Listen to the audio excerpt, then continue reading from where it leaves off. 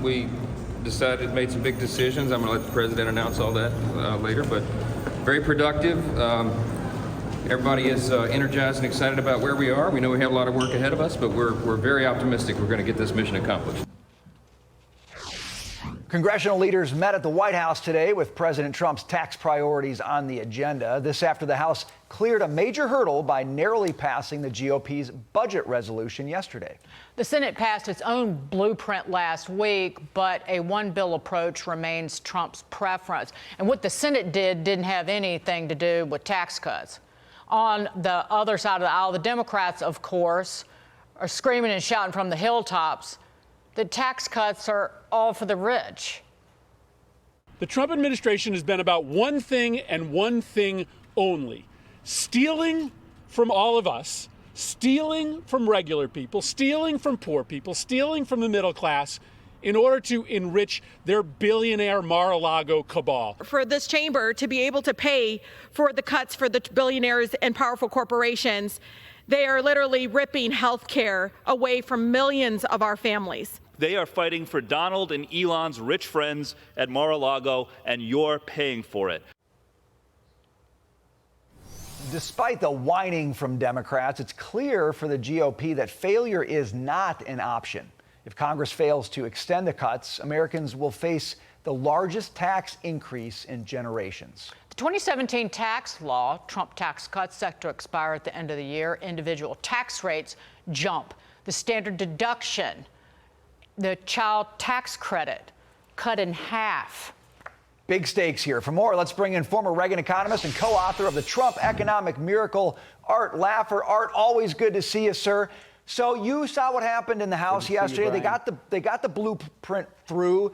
It's the one big beautiful bill blueprint. It's got taxes in it. The Senate doesn't have taxes in theirs.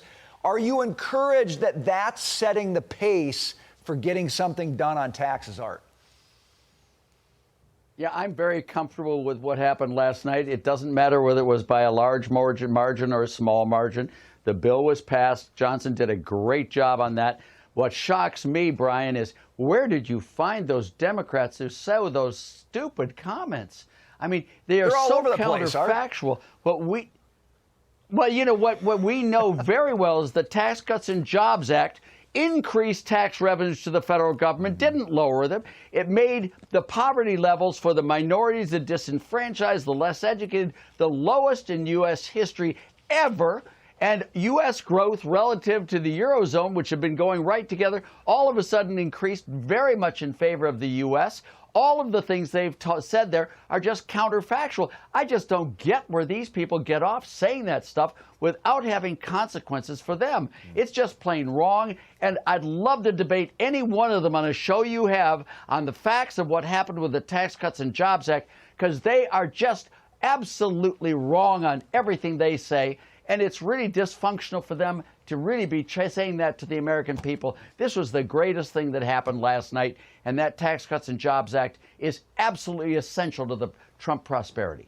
Every single Democrat voted for raising taxes on working men and women in this country after they've been screwed for 4 years under Biden and Kamala Harris's inflation and skyrocketing short-term interest rates to fight it. This is what they do. They want your taxes to go up, everybody, because they don't care about working people. But Dagan, yes, but Dagan, if I can say one thing here, the taxes did go up with the Tax Cuts and Jobs Act. The rich paid more in taxes at lower tax rates. Revenues went up, not down. And, you know, this was a win-win-win-win. Who on earth would ever want to raise taxes and collect tax rates and collect less revenues? Right. You have to be dumb, blind, and stupid to do something like that. And that's what they're suggesting that we should do. It's crazy. Yeah, we got more revenues, and we got more prosperity, and we helped the poor a lot more with the tax rate reductions.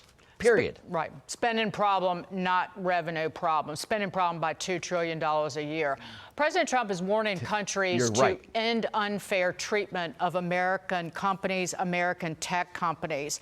He signed an order protecting American companies from overseas extortion. Does this, under the order, tariffs could be imposed on foreign governments, or does this lead to more revenue? It is certainly, again, well, it is certainly, this is, a big stick. Yeah, it is a big stick, and I think it will be used as a big stick, Dagan.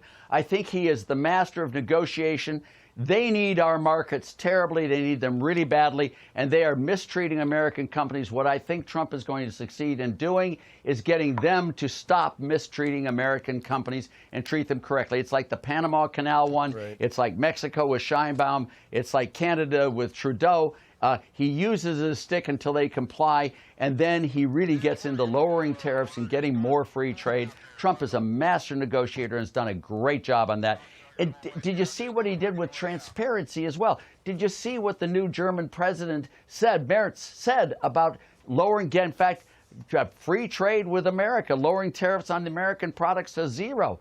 I mean, these are all things that Trump's going to succeed in doing because he is willing to take drastic action if he has to. But I don't think he's going to have to, because I think they really want to comply. These guys, Germany, these European countries, they cannot afford to lose America as a trading partner because their economies are moribund, and it's their fault, and Trump knows it, and that's how he's negotiating. Art, great stuff. Always good to see you. You're so correct, Brian. And what he's doing in Ukraine is unbelievable. Yes. We're going to get peace finally in that area of the world. Okay, Art Laffer, always good to see you, sir. Thank you.